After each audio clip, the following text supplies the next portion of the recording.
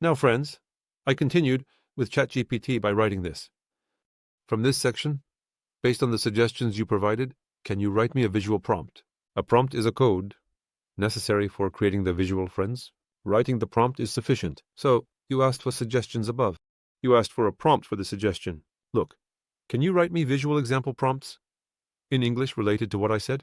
It wrote these for me in 8 different ways. Look, it wrote them as prompt 1, prompt 2, prompt 3, prompt 4, and 5. I can improve my work by looking at these.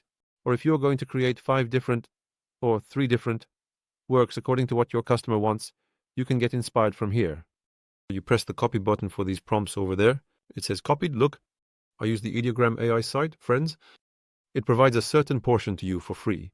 Look, normally it creates visuals using these patterns in a bedroom like this. So you paste it here. Look, I deleted it over there. You pasted it here. The important part here is this. Turn off the magic prompt section. Make this part realistic. This part will be 16 by 9. When you say generate, it will have created this realistically for you, friends.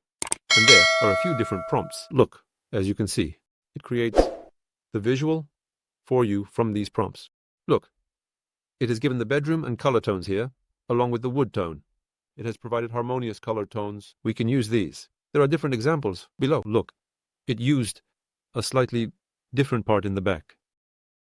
In the back, it used texture, wallpaper. As you can see, it used a different variety. It made a bit of a difference here.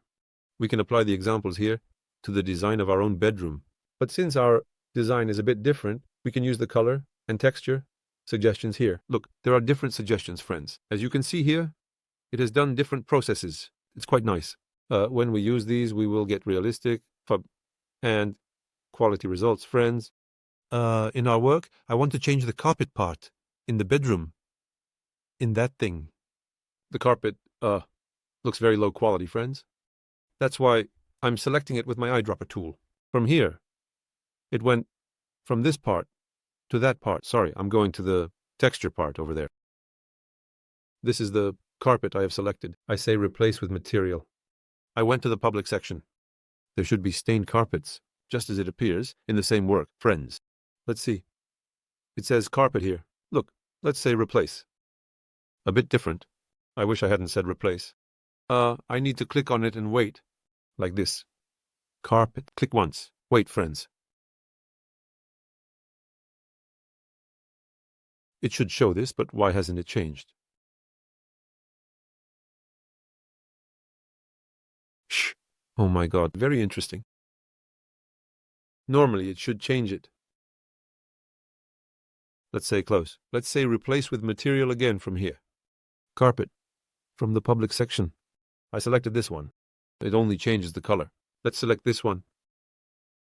Very interesting. If I apply it with texture,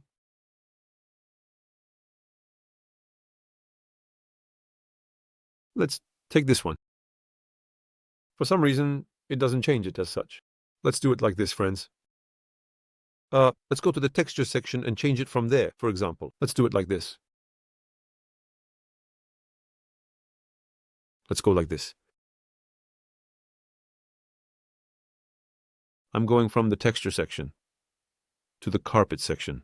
Let's say import selection for this one, for example, and transfer it. Let's change it manually, because it didn't transfer, friends. I'm going inside like this. I'm selecting all of them. I'm transferring this, friends. I think there might have been an error in the UV map section. There might be a problem with the UV map. Because it's an organic surface, it might not have aligned it properly. Let's see. Yes, look. The texture has appeared now. But, of course, we will still need to use the UV map piece. For that, let's use the Sketch UV plugin.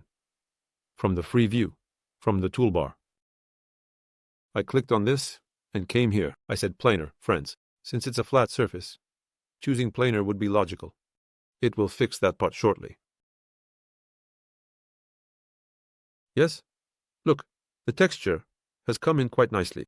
However, it came in large. Let's reduce the size of the texture a bit. It will look nicer this way. Actually, it seems to have exceeded the work a bit. The feature of the colors here. We can use dark on the ground, or we can use white. We can also use the white pattern. We will take them, friends. I came to the select part from the edit section. Let me select the texture from here, friends. Let's change the part that says 200 in the edit section to 100 like this. Let's try and see how it will look.